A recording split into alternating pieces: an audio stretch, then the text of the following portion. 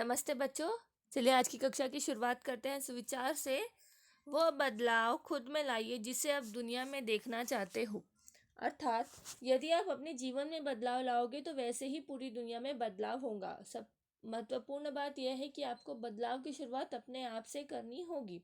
बच्चों, आज मैं आपको कहानी बताने जा रही हूँ जिसका नाम है गड़ा धन। आपको किताब खोलने की जरूरत नहीं है, आप बस उसे ध्यान से सुनिए। एक सुंदरपुर नाम का गांव था जहाँ पे एक रामदीन नामक किसान रहता था। उसके 4 बेटे थे। रामदीन तो स्वयं बहुत परिश्रमी था, वो बहुत काम करता था, पर उसके चारों बेटे बहुत आलसी थे। वह थक गया था उन्हें काम पे लगाते लगाते, प्रयत्न करते करते, पर वह नहीं करते।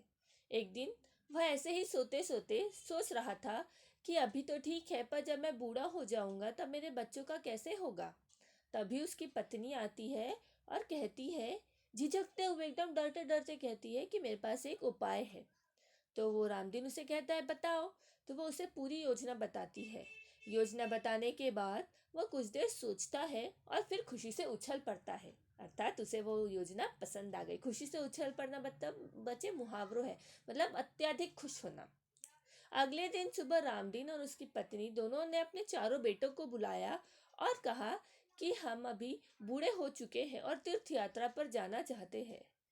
तो हम जा रहे हैं, पर अगर आपको कभी पैसों की जरूरत पड़े तो मैंने खेतों के बीचे बीच बहुत सारा धन गड़ा के रखा है, तो आप लोग उसे निकाल लेना। पहले बच्चे बहुत खुश हुए कि अरे चलो, जो हमको काम पे लगाते थे बार बार वह भी जा रहे हैं और हम मजे से जिंदगी जिएंगे। और उस पे और अच्छी बात ये हो गई कि उन्होंने बहुत सारा पैसा हमारे लिए खेतों में गड़ा रखा है जिसे हम कभी भी निकाल कर और मौज मस्ती कर सकते हैं। रामदीन के कुछ दिन बाद, जाने के कुछ दिन बाद ही उनका सारा, कुछ दिन तो सब चीज़ें सामान्य चलती रही, पर कुछ दिन बाद क्या हुआ बच्चों कि वो उनका धन खत्म होने लगा। अब उन्हें चिंता हुई और अचानक उन्हें रामदीन की बात याद आ गई कि मैंने खेतों के बीचे बीच बहुत सारा धन गड़ा के रखा हुआ है।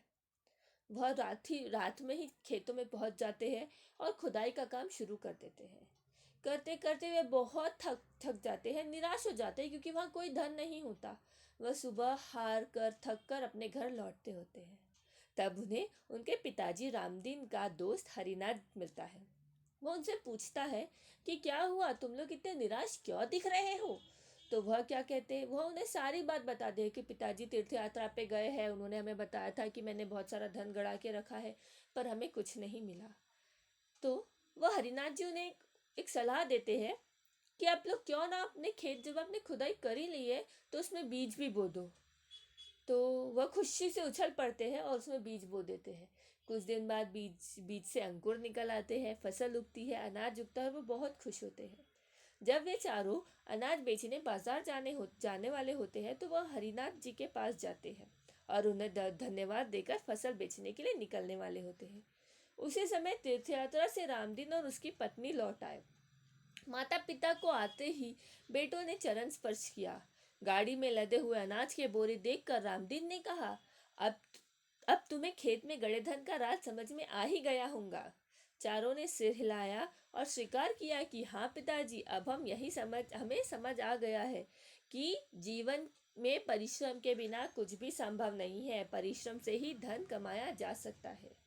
बच्चों, यह कहानी परिश्रम पे आधारित थी, पर यह तो किसान की थी जो बच्चों को किसान खेती में लगाना चाहता था।